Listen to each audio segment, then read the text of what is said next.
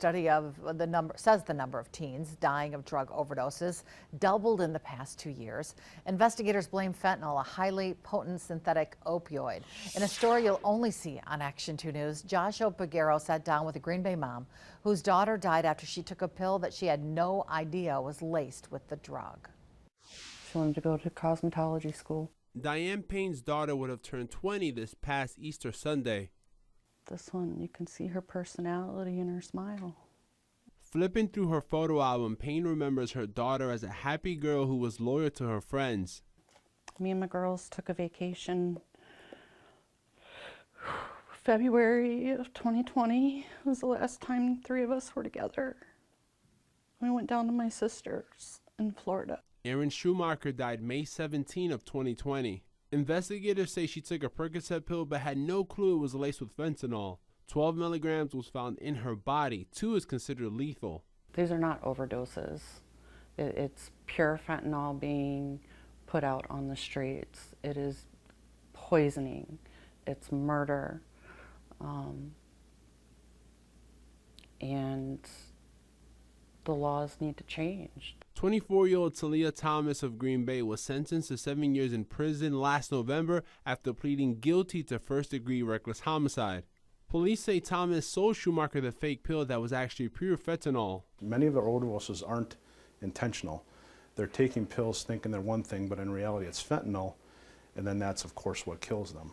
We have done several stories on fake pills laced with fentanyl, and police say they've seized a lot of these pills since the start of this year.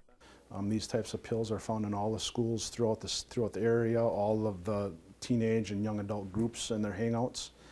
It's really all over. It's not specific to one central part of the city.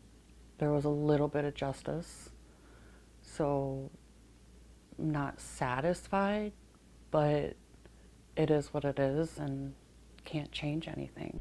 For Payne, she says laws need to change to hold those selling counterfeit pills accountable. Cammie? Tonight on the devastating home fire we first covered last night, a woman says she tried putting out a small kitchen fire with a fire extinguisher, but when that extinguisher wouldn't work, she alerted everyone to leave the De Pere home. She has some burns, but is thankful she and her daughter were not injured. In this exclusive interview, Joshua Peguero talks to the woman who narrowly escaped last night's emergency. Laugh instead of cry. Angela Olsen's day has been filled with ups and downs. There's things that are irreplaceable, like my grandmother's ashes and that kind of stuff that's in there. But everyone's been very uplifting. She's navigating a path forward after a fire last night destroyed her home on Ash Street between 8th and 9th Streets. Olsen says she was cooking in the kitchen when a small fire began. It soon got out of hand. Fire extinguisher did not work. I pulled the pin, I properly handled it, but it must have been expired. There was no pressure. It felt like it was empty, like there was nothing in it. Olsen says it was a scary situation because the fire spread so quickly. She immediately let her upstairs neighbors know, who then jumped out of that balcony with one of them injuring their ankle. The upper unit resident was taken to the hospital. Olsen says the person jumped because the only exit out of the house was blocked by the flames. This door opens up a door to my lower apartment, and then there's the staircase to the upper apartment, and then there's just this other door for the lower here. There was no other exit for the upstairs people other than the balcony. Olsen says she and her family have received overwhelming support from the community, with strangers donating clothes and toys for her 7-year-old daughter. She's grateful for the firefighters who spent about 5 hours in the brutal cold putting out the flames. I just wanted to thank them, very appreciative for their hard work and their bravery. We have information on how you can help at WBAY.com. In De Pere, Joshua Peguero, Action 2 News. For joining us. For nearly 1 minute at a basketball game in Manitowoc County, there was a moment of silence. Players and coaches set aside competition to come together in a prayer following the death of a Two Rivers High School student. Lieutenant Joshua Peguero joins us in the studio as the community continues to heal from a tragic death. Joshua.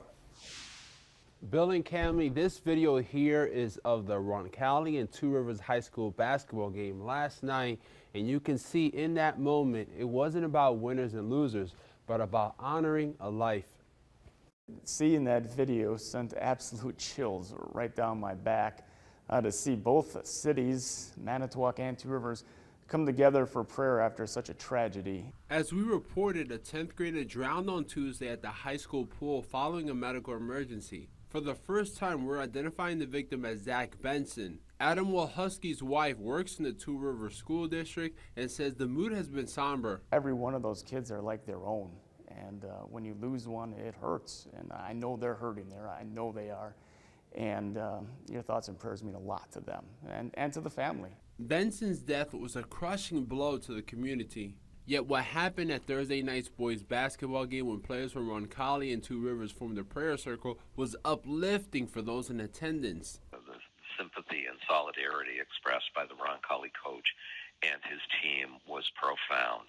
And quite honestly, that's our community. It also put into perspective what is really important. We hear so much about competition, and there's so much in our world that is divisive. But just this display, this person-to-person support and expression of humanity means a lot.